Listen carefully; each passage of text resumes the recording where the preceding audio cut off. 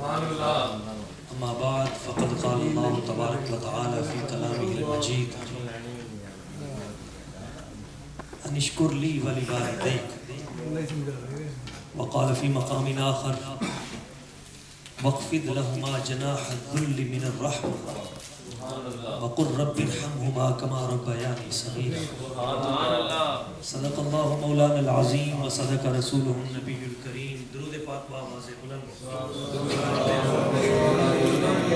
السلام عليك يا سيدي يا رسول الله الصلاة والسلام عليك يا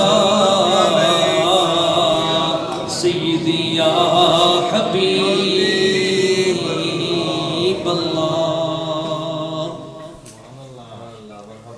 قابل ست تکریم عزت مآب گل بستان سعادت جناب سید محمد طاہا کمال شاہ صاحب دامت برکاتہم القدسیہ، عزت مآب گل بستان سعادت سید محمد سہیل آبی شاہ صاحب، عزت مآب عالم باعمل روشنی اسلاف حضرت علامہ مولانا الحافظ القاری غلام رسول صاحب، عالم باعمل مجاہد اسلام عزت مآب حضرت علامہ مولانا الحافظ القاری محمد شکیل قادری سعیدی دامت برکاتہم القدسیہ، عزت مآب مکرم و محترم حضرت قبلہ پیر محمد اسلم فریدی صاحب، قابل ست تکریم عزت مآب جناب راؤ محمد احمد سعیدی صاحب، عزت مآب مکرم و محترم جناب میاں عبدالواحد صاحب، بھائی نثار جگ صاحب، اور عاشق رسول مکرم و محترم بھائی راشد نور صاحب، اور میرے جتنے بھی جمیع احباب، خاص طور پہ مجلس حسان کے جملہ اراکین محبین، اور میزبان محفل مکرم و محترم بابائے صحافت عزت مآب جناب اللہ رکھا بابر صاحب، اور ان کے صاحبزادے بھائی محمد عدنان صاحب، بھائی محمد طلحہ صاحب میزبان محفل، اور ان کے جمیع رفقاء مجلس حسان کے عظیم نقیب اور ادیب بھائی فیاض علی رحمِ صاحب، میاں عبداللہی صاحب، بھائی سعود صاحب، عزت مآب بھائی شیخ راشد سعدی صاحب، سرور کاکا صاحب، شیخ عدیل صاحب، دیگر احباب عاشقان رسول، جمیع عاشقان رسول، محبین مصطفیٰ کریم، یہ جو پیچھے بیٹھے ہیں نا بیوروکریسی ہمیشہ چھپی رہتی ہے، قرآن مجید میں نا جو بڑے مقام پہ لوگ ہیں نا، بڑے مقام پہ لوگ کیا کہنے ان کا نام نہیں آیا، یعنی جن سے مافوق العقل واقعات پیش آئے نا، وہ دو شخصیات ہیں، وہ دو شخصیات ہیں، ان میں سے ایک کا نام ہے حضرت آصف بن برخیہ، اور ایک کا نام ہے حضرت خضر علیہ السلام۔ آصف بن برخیہ نے پلک جھپکنے سے پہلے ہزاروں میل دور سے تخت پیش کر دیا، اور حضرت خضر علیہ السلام نے ایک کنارے پہ ہو کے سمندر کے دوسرے کنارے پہ بادشاہ کیا کر رہا ہے، یا زیر زمین کس جگہ پہ خزانہ موجود ہے، یا یہ بچہ آج سے 32 سال بعد کیا ہونے والا ہے، وہ غیبی امور، تو قرآن میں ان دونوں کا نام نہیں ہے۔ بات آپ سمجھ گئے ہوں، جو عظیم لوگ ہوتے ہیں نا وہ ناموں سے مابرا ہوتے ہیں، وہ ذات ببرکات قبول فرمائے اللہ کریم سب احباب کو بے پناہ عزتیں اور بے پناہ برکتیں عطا فرمائے۔ قابل ست تکریم عزت مآب بھائی اللہ رکھا بابر صاحب کو اور مجلس حسان کو، انہوں نے بہت ہی خوبصورت انداز میں اس پروگرام کو سجایا، اور مجھے سب سے زیادہ خوشی ہوئی کہ میلاد مصطفیٰ صلی اللہ علیہ وسلم کے عنوان سے انہوں نے جس موضوع کا چناؤ کیا، انتخاب کیا، وہ والدین کی عظمت اور ان کے مقام کے حوالے سے۔ اگر ایسا شروع ہو جائے کہ ہم اپنے تمام پروگرام ان کو فکری انداز میں کرنا شروع کر دیں اور کسی موضوع کے مناسبت کے ساتھ، تو اس سے ثواب تو ہوگا ہی، مگر اس کے ساتھ ساتھ معاشرے کا بھلا بھی ہو جائے گا۔ میں چند باتیں کر کے اپنی گزارشات اختتام کی طرف لے جاؤں گا۔ ایک مرتبہ محبت کے ساتھ درود پاک پڑھ لیں۔ صلی اللہ علیہ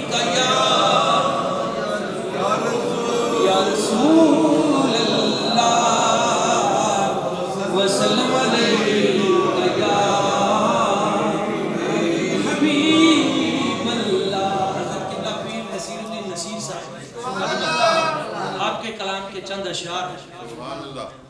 شاہان جہاں کس لیے شرمائے ہوئے ہیں،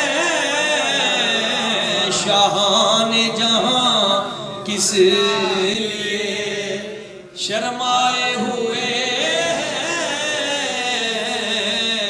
شاہان جہاں کس لیے شرمائے ہوئے ہیں، کیا بزم میں طیبہ کے گدا آئے ہوئے ہیں،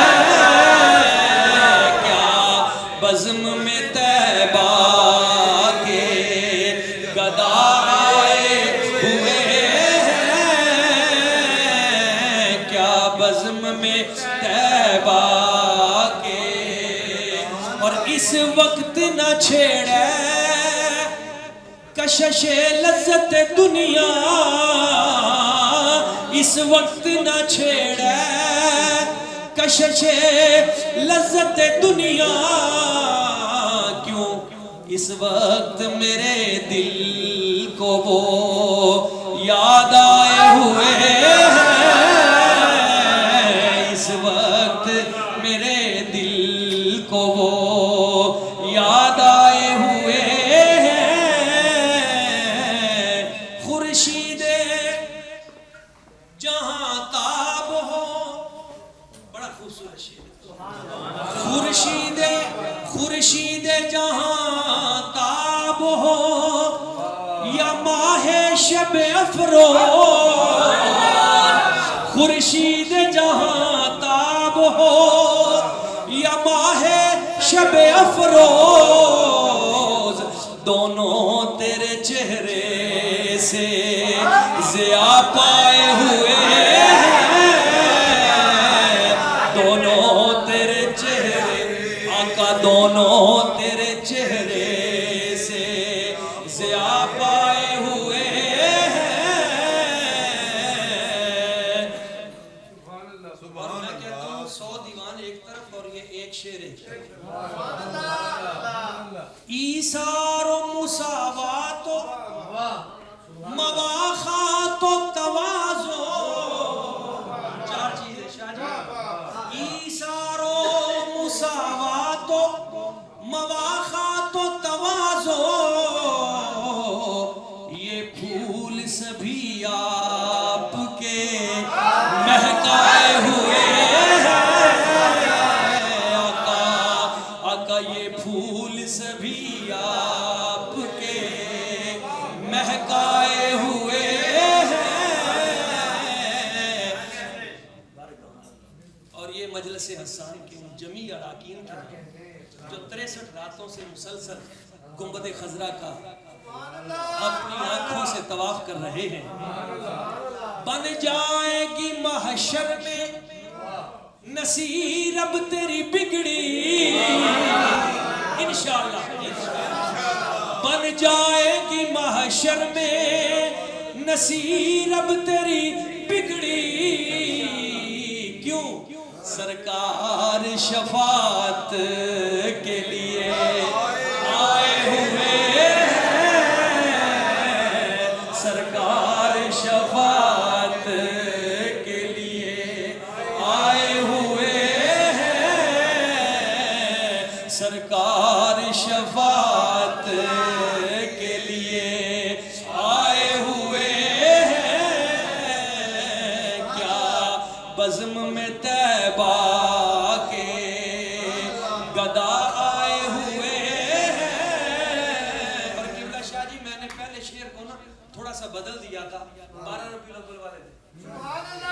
شاہان جہاں کس لیے گھبرائے ہوئے ہیں، شاہان جہاں کس لیے گھبرائے ہوئے ہیں، لگتا ہے کہ میلاد کے دن آئے ہوئے ہیں، لگتا ہے کہ میلاد کے دن آئے ہوئے ہیں، سرکار شفاعت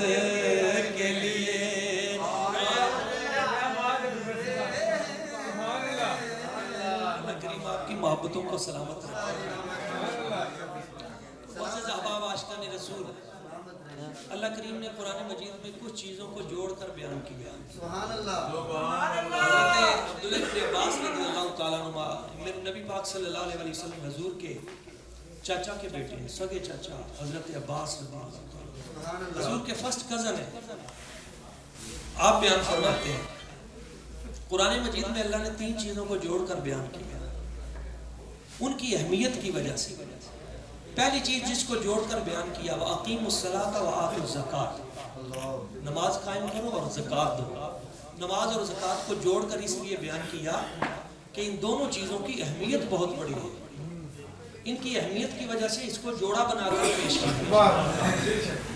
دوسری بات جس کو رب نے جوڑ کر بیان کیا وہ ہے اطیعوا اللہ و اطیعوا الرسول۔ اللہ پاک فرماتا ہے میری اطاعت کرو اور میرے حبیب کی اطاعت کرو۔ تو اطاعت خدا اور اطاعت مصطفیٰ اس کو جوڑا بنا کر پیش کیا۔ اس کی اہمیت ہے، اس وجہ سے اسے بھی جوڑ کر بیان کیا۔ اور تیسری جو چیز رب نے جوڑ کر بیان کی وہ ہے انشکر لی ولی والدیک۔ اللہ کریم نے فرمایا میرا شکریہ ادا کرو اور اپنے والدین کا شکریہ، یا اپنے شکریہ اور والدین کے شکریہ کو جوڑ کر بیان کیا۔ اب آپ دیکھیں پیچھے سیغہ الگ ہے، اقیموا فعل الگ ہے، اقیموا الصلاۃ اور وآتوا الزکاۃ، نماز پڑھو زکوٰۃ دو، دونوں کے لیے الگ الگ فعل آیا، اقیموا الگ آیا، آتوا الگ آیا۔ دوسری آیت میں اطیعوا اللہ الگ آیا، اطیعوا الرسول الگ آیا، یعنی وہاں اطاعت کا فعل الگ آیا اور آگے رسول کے لیے اطاعت کا فعل الگ آیا، مگر جب والدین کا تذکرہ آیا تو اللہ نے فرمایا انشکر لی ولی والدین، یہ نہیں فرمایا انشکر لی وشکر لی والدین، نہیں، انشکر لی ولی والدین، میرا شکریہ ادا کرو اور اپنے والدین کا شکریہ ادا کرو۔ یعنی رب نے اپنے شکریہ کو والدین کے شکریہ کے ساتھ متصل کر دیا، جوڑ دیا، ان کی اہمیت کی وجہ سے، ان کے مقام و مرتبہ کی وجہ سے۔ اب دیکھیں نا کہیں قرآن مجید بیان فرماتا ہے کہ تم نے اپنے باپ کی اتباع یوں کرنی ہے جیسے حضرت اسماعیل علیہ السلام نے کی۔ فلما بلغ معه السعي قال يا بني اني ارى في المنام اني اذبحك فانظر ماذا ترى، بیٹا تجھے ذبح کرنا چاہتا ہوں، ماذا ترى، تیرا کیا خیال ہے؟ تو بیٹے نے کیا جواب دیا؟ قال یا ابت افعل ما تؤمر، ابا جی جیسے آپ کا دل کرتا ہے، آپ کو جو حکم ملا ہے آپ کر دیں، میری گردن آپ کے سامنے حاضر ہے۔ آج کے نوجوان کے لیے یورپین تہذیب تباہ و برباد ہو چکی، یورپین تہذیب، وہ علامہ اقبال نے جو کہا تھا تمہاری تہذیب اپنی خنجر سے آپ ہی خودکشی کرے گی، جو شاخ نازک پہ آشیانہ بنے گا ناپائیدار ہوگا۔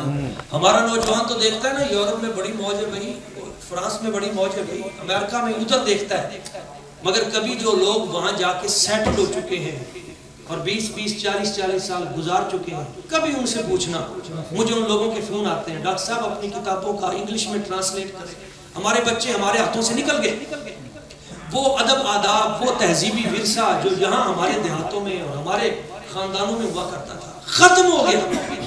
آج دنیا کو پھر تلاش ہے تو اسی ادب کی تلاش ہے جو ادب حضرت اسماعیل علیہ السلام اپنے ابا جی کا کر رہے تھے، اور اسی میں ترقی ہے۔ حضور غزالی زمان فرمایا کرتے تھے یہ دنیا والوں کی ترقی آگے دیکھنے میں ہے، رب کعبہ کی قسم ہماری ترقی پیچھے دیکھنے میں۔ ہم جیسے جیسے مصطفیٰ کے قریب ہوتے جائیں گے ویسے ویسے رب اس امت کو عروج دیتا جائے گا۔ دیکھیں قرآن مجید میں کہیں حضرت بی بی پاک مریم ان کی والدہ محترمہ، حضرت بی بی پاک مریم ان کا تذکرہ ہے، حضرت جناب عیسیٰ علیہ السلام کہہ رہے ہیں مجھے رب نے جو حکم دیا ہے ان میں اپنی ماں کی اطاعت کا حکم بھی دیا ہے۔ کہیں حضرت موسیٰ علیہ السلام کی والدہ محترمہ کا تذکرہ ہے، حضرت یوحائز رضی اللہ تعالیٰ عنہ کا ادب آداب کے تذکرے، بلکہ قرآن مجید میں اللہ کریم نے ہمیں آداب کے طریقے بھی سکھائے۔ رب رب ہو کر کہتا ہے، دیکھیں نا قرآن مجید میں اللہ نے رب کا لفظ اپنے لیے استعمال کیا۔ عمومی طور پہ جو بڑا کسی منصب پہ ہوتا ہے وہ اپنے لیے جو لفظ استعمال ہو تو وہ کہتا ہے یہ کسی اور کے لیے استعمال نہ کیا جائے، ایسے ہی ہے نا۔ مگر رب الحمدللہ رب العالمین وہ ہے تمام تعریفوں کے لائق وہ ذات جو رب العالمین سارے جہانوں کا پالنے والا۔ تو یہ رب کا لفظ اس نے اپنے لیے، مگر دوسرے مقام پہ جب ہم دیکھتے ہیں تو یہی رب کا لفظ والدین کے لیے بھی ہے۔ اتنا بڑا مقام ہے۔ رب فرماتا ہے وَخْفِضْ لَهُمَا جَنَاحَ الذُّلِّ مِنَ الرَّحْمَةِ، پہلے فرمایا وَبِالْوَالِدَيْنِ إِحْسَانًا، والدین سے حسن سلوک، پھر فرمایا ان میں سے اگر کوئی ایک بزرگ ہو گیا، ایک دنیا سے چلا گیا، إِمَّا يَبْلُغَنَّ عِندَكَ الْكِبَرَ أَحَدُهُمَا أَوْ كِلَاهُمَا، ایک اگر بڑھاپے کو پہنچ گیا یا دونوں پہنچ گئے، فَلَا تَقُلْ لَهُمَا أُفٍّ، ان کو اف بھی نہیں کہنا، یعنی ان کے سامنے اپنی آواز بھی بلند نہیں کرنی، وَلَا تَنْهَرْهُمَا، جھڑکنا نہیں، سخت بات نہیں کرنی، ماتھے پہ آپ کے کوئی ایسی شکن نہ ابھرے جن سے ماں باپ کو تکلیف ہو۔ وَقُلْ لَهُمَا قَوْلًا كَرِيمًا، جب ماں باپ سے بات کرنی ہے نا تو کسی دوسرے کی طرح نہیں کرنی، قَوْلًا كَرِيمًا، کریمہ کا کیا مطلب ہے؟ اے لطیفہ، اے لینا، عربی میں ہے کہ نرم لہجے میں بات کرنی، ایسے نرم پولائٹ سٹائل میں ان سے بات کرنی ہے کہ ماں باپ کا دل خوش ہو جائے، وہ راضی ہو جائے۔ سخت لہجہ، سخت انداز تکلم یہ اختیار نہیں کرنا۔ اور پھر اتنی بات ہی کافی تھی، اتنی بات ہی کافی تھی، مگر آگے رب نے پتہ کیا فرمایا؟ وَخْفِضْ لَهُمَا جَنَاحَ الذُّلِّ مِنَ الرَّحْمَةِ، جب ان کے سامنے جانا ہے نا تو تم نے اپنے کندھوں کو جھکا کے جانا ہے، ایسے کر کے جانا، ایسے تم نے جانا۔ باپ کے سامنے ایسے نہیں کھڑے ہو، ایسے اکڑ کے نہیں کھڑے ہو، ماں کے سامنے ایسے نہیں کھڑے ہو، بلکہ ایسے جھک کے۔ اور یقین مانیے میں نے اگلے دنوں میں یہ بات کی تھی، جو جتنا زیادہ جھکتا جاتا ہے یہ بھی رب کے لیے جھکنا ہے، کیونکہ رب کے حکم پہ جھکنا ہے۔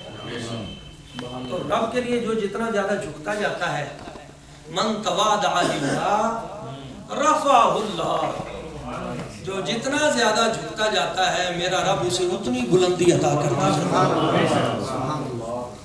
ہم تو رب کے ماننے والے ہیں نا، تو ہمیں رب کی یہ بات بھی مان لینی چاہیے۔ ہم جب اس کی بارگاہ میں بک چکے ہیں، ہمارا سودا جو ہو گیا ہے، یا تو ہم نے کلمہ شریف نہ پڑھا ہوتا، پڑھا ہے، اور ہمیں اس پہ فخر بھی ہے۔ وہ جو کہتے ہیں نا ہم شرمندہ ہیں، نہیں نہیں، اب بے وقوف ہیں اس طرح کی باتیں کرتے ہیں، نہیں، ہمارا فخر ہے اسلام، اسی سے ہم زندہ ہیں، اور اللہ اسی پہ ہمیں موت عطا کرے۔ ہم بک چکے ہیں اسلام کے لیے۔ جب ہماری والدہ نے ہمیں جنم دیا تھا نا، ہمارے کان میں جب اذان دی گئی تھی ہمارا سودا ہو گیا تھا۔ ہم جب عمرہ کرنے جاتے ہیں ایک بڑی لطیف بات آئی یاد مجھے، لطف آ جائے گا اور دل کا زنگ اتر جائے گا اگر سمجھ آ گئی۔ یہ جب ہم عمرہ کرنے جاتے ہیں، حج کرنے جاتے ہیں، یہ سارے پروسیس کرنے کے بعد، صفا مروہ مینا مزدلفہ عرفات سارا کچھ کرانے کے بعد، صفا مروہ پہ دوڑ لگانے کے بعد، آخر میں یہ ہم ٹینڈ کیوں کراتے ہیں؟ یہ بال کیوں کٹاتے ہیں؟ جب تک ہم وہ بال نہیں کٹاتے، سر نہیں مڈاتے، تب تک ہمارا احرام کھلتا نہیں، تب تک ہم احرام کی قید میں ہیں۔ اس میں حکمت کیا ہے؟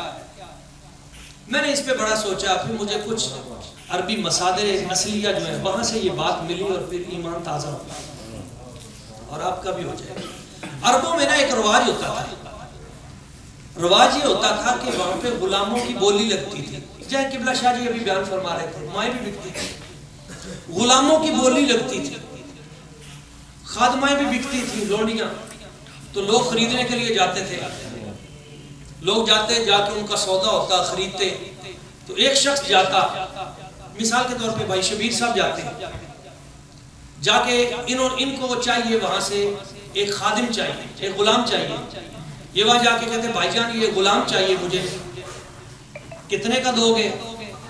وہ کہتے ہیں بھائی یہ 1500 کا غلام ہے، یہ کہتے ہیں نہیں 1500 تو زیادہ ہے، آپ 1000 کا دے دیں۔ وہ کہتے ہیں نہیں 1000 کا نہیں ہے، اتنا سستا نہیں ہے، چلیں ایسا کرتے ہیں کہ آپ کو 1400 کا دے دیتے ہیں۔ یہ کہتے ہیں نہیں 1100 کا دے دیں۔ وہ کہتے ہیں نا جی 1300 سے کم نہیں ہے، اگر آپ کہیں تو میں اس کے بال کاٹ دوں۔ وہ کہتا ہے نا ابھی بال نہیں کاٹنا، ابھی میں نے آگے جانا ہے۔ اب میں تھوڑا سا مارکیٹ ویلیو اور چیک کر لوں کسی اور سے, ابھی بال نہیں کاٹنا, وہ آگے چلا جاتا ہے. بھئی یہ غلام خریدنا ہے, کتنے کا؟ وہ کہتا ہے 1000 روپے کا. نہیں جی 500 کا دے دیں.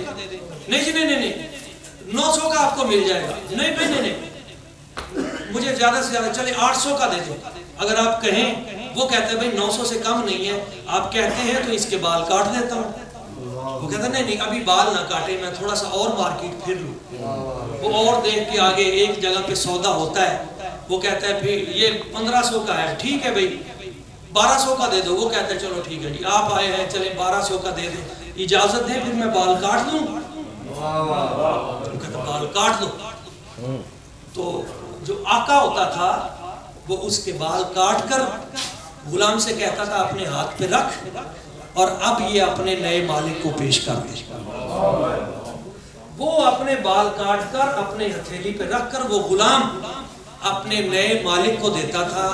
میرے مالک, اب میرے مالک آپ ہیں, اب میرا جینا, میرا مرنا, میرا اٹھنا, میرا بیٹھنا, میرا کھانا, میرا پینا, میرا سونا, میرا جاگنا, میری زندگی, میرا زاویہ, میرا نقطہ نظر, میرا تفکر, میرا تخیل, میرا سب کچھ آج کے بعد تیرے مطابق ہوگا. جو تو کہے گا وہ میرا عمل ہوگا, تیرا حکم ہوگا, میری تعمیل ہوگی. رب کعبہ کی قسم, جس وقت ہم یہاں سے اتنا خرچہ کر کے جاتے ہیں, وہاں جا کے یہ سارا یہ کفن کی طرح احرام باندھ کے اپنا سب کچھ پیچھے چھوڑ کے صفا مروہ پہ چکر لگا لگا کے دوڑ دوڑ کے آخر میں رب کی بارگاہ میں اپنے بال کاٹ کے پیش کرتے ہیں. تو اس وقت یہ کہتے ہیں یا اللہ, پہلے میں اپنے علاقے کا غلام تھا, میں اپنی نسلوں کا غلام تھا, میں برادری کا غلام تھا, میں اپنی قوم کا غلام تھا, میں علاقائی اور نسلی تعصبات کا شکار تھا, میں اپنی سیاسی جتنے بھی مفادات تھے میں ان کا شکار تھا, مگر اب تو میں نے اپنے بال کاٹ کے تجھے دے دیے ہیں. اب میرا کھانا, میرا پینا, میرا اٹھنا, میرا بیٹھنا, میرا جینا, میرا مرنا, میرا سب کچھ یا اللہ تیرے حکم کے مطابق. ہم تو بک گئے ہیں. تو جو بکے ہوئے لوگ ہوتے ہیں ان کی اپنی مرضی نہیں ہوتی, وہ وہی ہوتا ہے جو اس خالق کی رضا ہوتا ہے.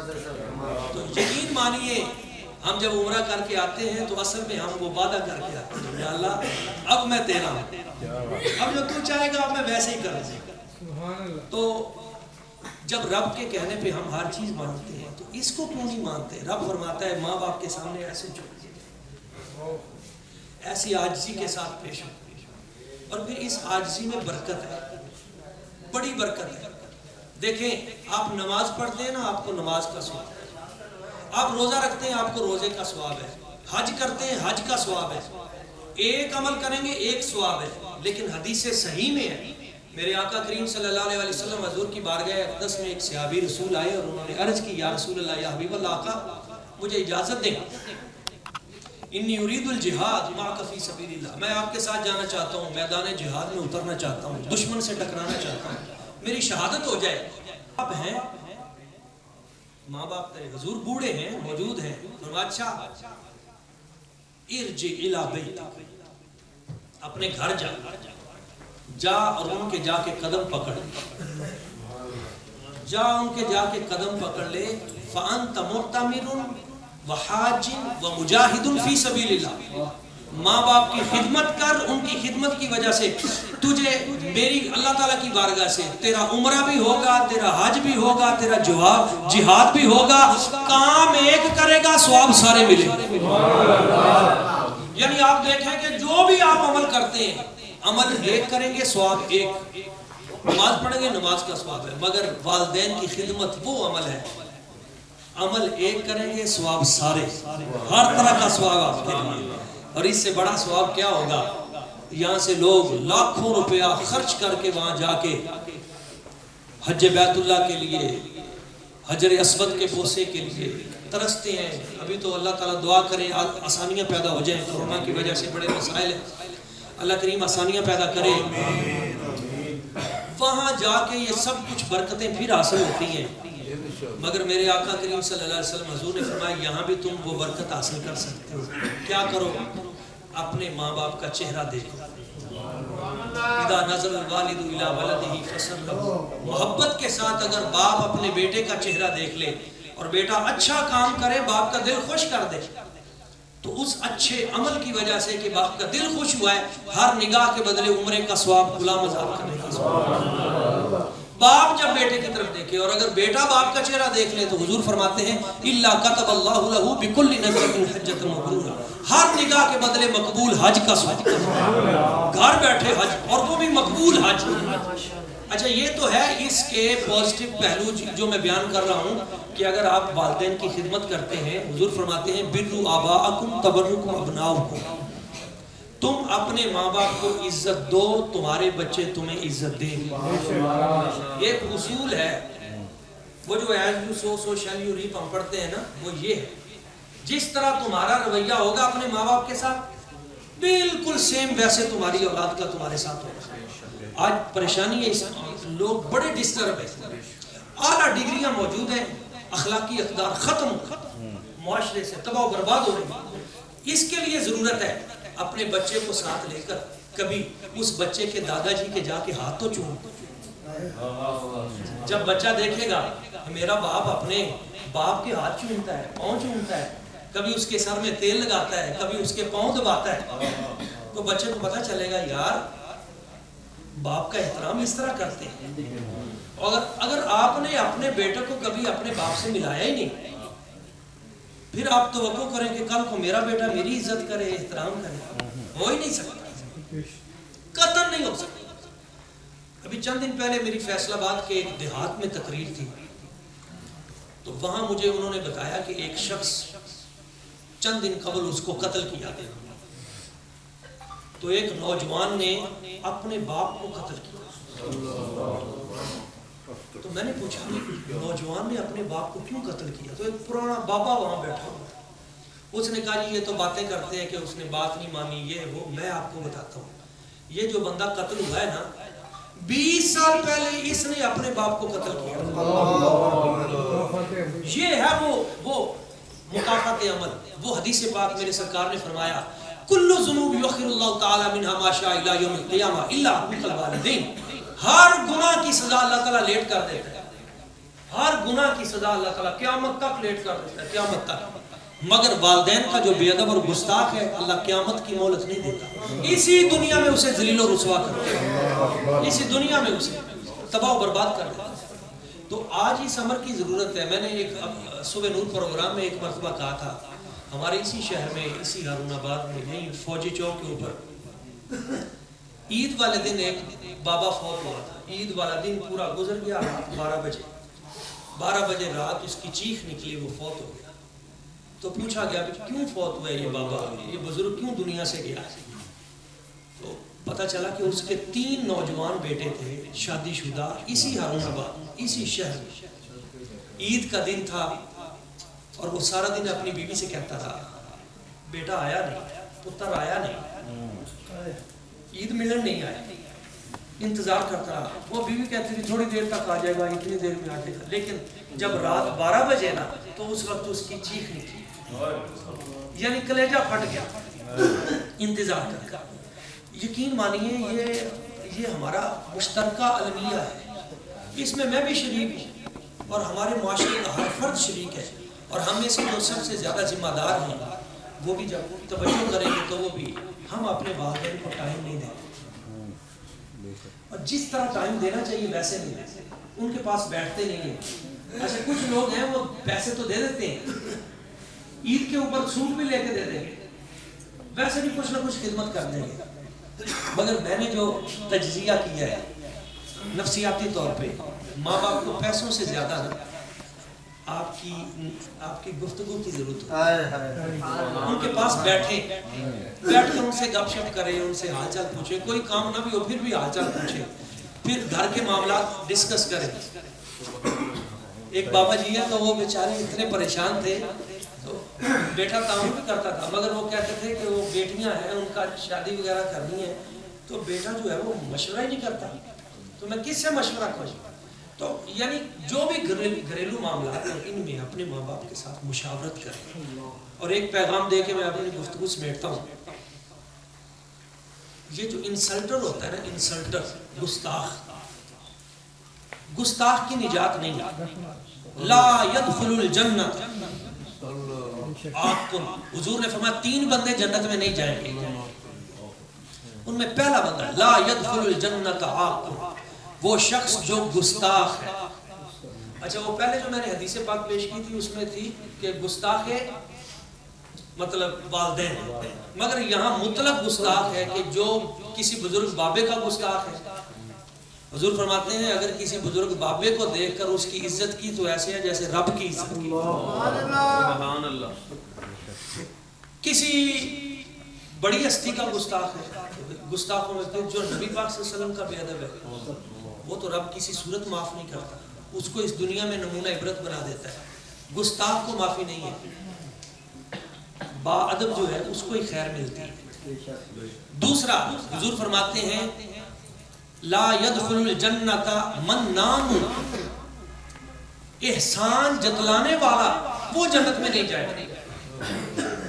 یہ بھی بڑی توجہ والی بات ہے. ہم کسی سے کوئی تعاون کر دیتے ہیں تو بعد میں 100 مرتبہ احسان بتاتے ہیں, یار تیرے ساتھ ہم نے یہ کیا تھا.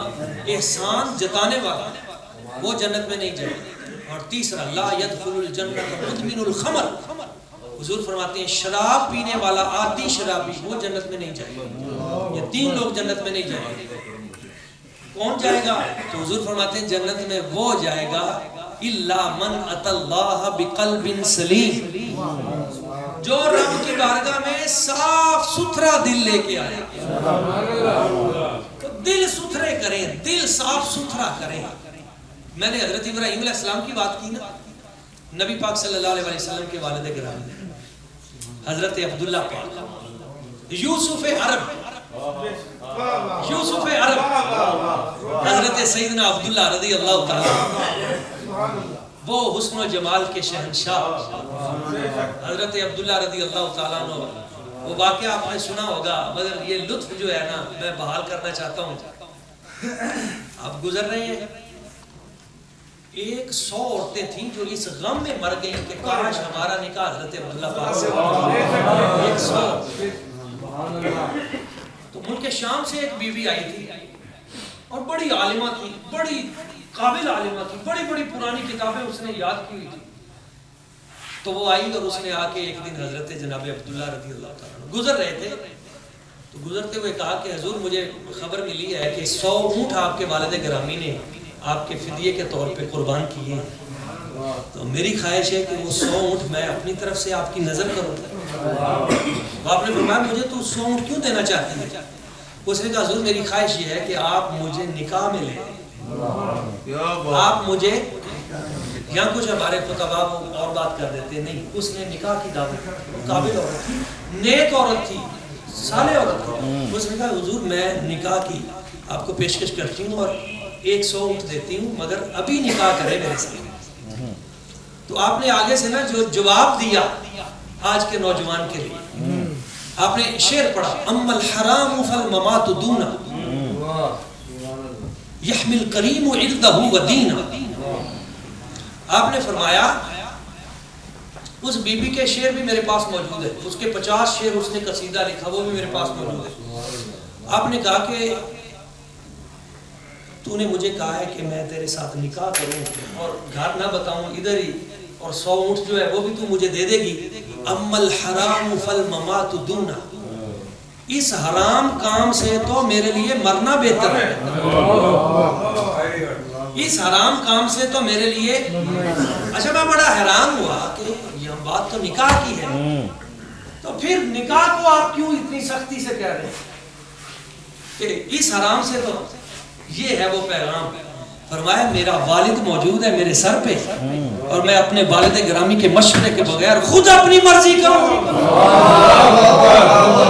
نعرہ تکبیر, نعرہ تکبیر, نعرہ رسالت, نعرہ رسالت, نعرہ حیدری. رضی اللہ تعالیٰ عنہ ہمیں پیغام دینا چاہ رہے ہیں کہ اگرچہ نکاح شرعی بنیادوں پہ ہی ہو مگر ماں باپ کی اس میں رضا نہ ہو تو ہم اہل بیت اطہار اسے بھی اچھا نہیں سکتے.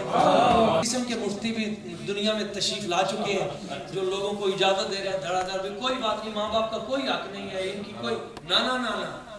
ہاں جو خاندانی لوگ ہیں نا میں ان کی بات کر رہا ہوں، میں ہوائی لوگوں کی بات نہیں کر رہا، جو خاندانی لوگ ہیں جو مصطفیٰ کریم حضور کے خاندان، آپ فرماتے ہیں نہیں میرے لیے یہ حرام ہے، اما الحرام فالممات دونا، اور اگلی جو بات ہے نا کروڑ باتوں کی ایک بات ہے، کروڑ باتوں کی ایک بات ہے، آپ نے فرمایا یحمل کریم اردہ و دینا، فرمایا جو کریم ہوتا ہے نا کریم عظیم وہ اپنی ساری زندگی دو چیزوں پہ پہرا دیتا ہے، بی بی واپس جا، دو چیزوں پہ کریم ہمیشہ پہرا دیا کرتا ہے عظیم آدمی، کس چیز پہ؟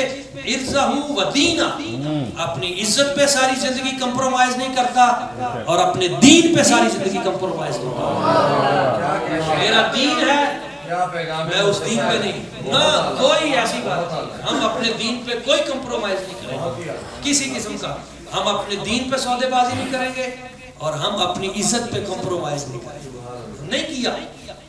اچھا پھر قدرت نے جو انتخاب کیا ہوا تھا وہ حضرت بی بی پاک سیدہ آمینہ سلام اللہ علیہ ان کے جب وہ نکاح ہو گیا، نکاح ہونے کے بعد ایک دن باپ حضرت جناب سیدنا عبد المطلب رضی اللہ تعالیٰ اپنے بیٹے حضرت جناب سیدنا عبداللہ رضی اللہ تعالیٰ کے ساتھ جا رہے تھے تو رستے میں وہی بی بی کھڑی تھی اور اب اس نے دیکھ کے نا اپنا چہرہ بدل لیا، تو حضرت عبداللہ پاک نے ابا جی سے عرض کی، ابا جی یہ بی بی تھی، اس نے مجھے نکاح کی آفر کی تھی، 100 اونٹ بھی دیتی تھی تو میں نے نہیں کیا، میں نے کہا میرے والد گرامی جیسے چاہیں ویسے ہی، تو آج اس نے چہرہ بدل لیا ہے۔ اس سے ایک بات ہمیں یہ بھی سمجھ میں لانی چاہیے کہ باپ اور بیٹے کا کچھ ایسا تعلق بھی ہو کہ ایک دوسرے سے بات بھی کر سکے، دل کی بات بھی کبھی کبھی کر لیا ہے، بہتر ہے دل کے پاس رہے پاس بانے عقل، لیکن کبھی کبھی اسے تنہا بھی چھوڑ دے، بہتر ہے تھوڑی سی سختی اور یہ چیزیں ہونی چاہیے، پر کبھی کبھی بچوں سے ذرا دلچسپی کی ان کے حالات بھی پوچھ لیا کریں، ان سے مشاورت بھی کر لیا کریں، یہ بھی اچھا عمل ہے۔ تو جس وقت یہ صورتحال ہوئی تو حضرت عبد المطلب رضی اللہ تعالیٰ بڑے جہان بڑی عظیم ہستی، آپ نے کہا اچھا اس نے آفر کی تھی تو چلے، آپ گزرتے ہوئے قریب سے آپ نے کہا بیٹی عربوں میں تو کئی نکاحوں کے رواج ہیں، کوئی معیوب نہیں سمجھا جاتا تھا، ہمارے ہاں تو بھائی پرچہ ہو جاتا ہے، آپ کو بتا دوں 1 سال بندہ اندر بھی رہتا ہے اور 1 لاکھ روپیہ جرمانہ بھی ہے، اللہ تعالیٰ یہ اس طرح کے قوانین سے بھی ہمیں نجات عطا فرمائے۔ ابن غلام رسول صاحب سبحان اللہ کہہ رہے ہیں، میں بات ختم کرتا ہوں، حضرت عبد المطلب رضی اللہ تعالیٰ نے اس بی بی سے کہا کہ بیٹی اگر تمہارا مطلب خواہش ہے تو عربوں میں نکاح تو اور بھی ہیں، تو ایک نکاح تیرے ساتھ بھی ہو سکتا ہے۔ اس نے جو جواب دیا نا، جواب میں اس نے کچھ شعر پڑھے، وہ میں پھر کسی لمحے پہ اس نے کہا کہ حضور بات اصل میں یہ نہیں ہے، بات کچھ اور تھی، کچھ اور بات تھی۔ حضرت حفیظ جلندری آپ نے یہاں پہ کمال کیا، آپ فرماتے ہیں حضرت حفیظ جلندری آپ کہتے ہیں کہ وہ بی بی آگے سے کہنے لگی، وہ جس کے نور سے تیری چمکتی تھی یہ پیشانی، وہ جس کے نور سے تیری چمکتی تھی یہ پیشانی، اسی کی تھی میں طالب، اسی کی تھی میں دیوانی، مگر میں رہ گئی محروم، قسمت میری پھوٹی ہے، سنا ہے کہ وہ نعمت آمینہ نے تجھ سے لوٹی ہے، سنا یا رسول اللہ،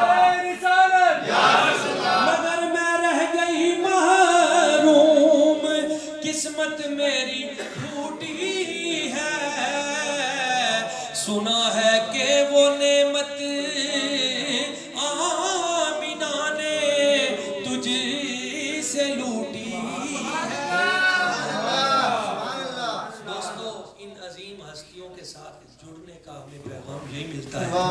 جب ہم کبھی سیدہ پاک سلام اللہ علیہا آپ کے پردے کی بات کرتے ہیں، جب ہم کبھی اہل بیت اطہار کی بات کرتے ہیں، جب ہم صحابہ کرام کی بات کرتے ہیں، میری گفتگو ختم ہو گئی۔ حضرت عبداللہ رضی اللہ تعالیٰ عنہ ایک دن ایسے گزر رہے تھے، تو گزرتے ہوئے نا اونٹ آپ کے پاس تھا، اونٹ پہ آپ کا غلام صاحب تھا، گزرتے ہوئے نا آپ نے ایک بابا جی کو دیکھا، ایک بزرگ بابا جی سڑک کراس کر رہے تھے۔ تو حضرت عبداللہ بن عمر رضی اللہ تعالیٰ عنہ، حضرت عمر کے بیٹے، آپ نے نا وہ اونٹ اپنے غلام کو پکڑا کے جلدی سے جا کے نا اس بابا جی سے ادب سے محبت سے سلام کیا، اور اپنی جیب میں جتنے پیسے تھے نا نکال کے بابا جی کو دے دی۔ بابا جی بڑے خوش ہوئے، انہوں نے دعا دی۔ جب چلنے لگے تو فرمانے لگے بابا جی یہ میری دستار بھی لے، اور پگڑی بھی اتار کے دے دی۔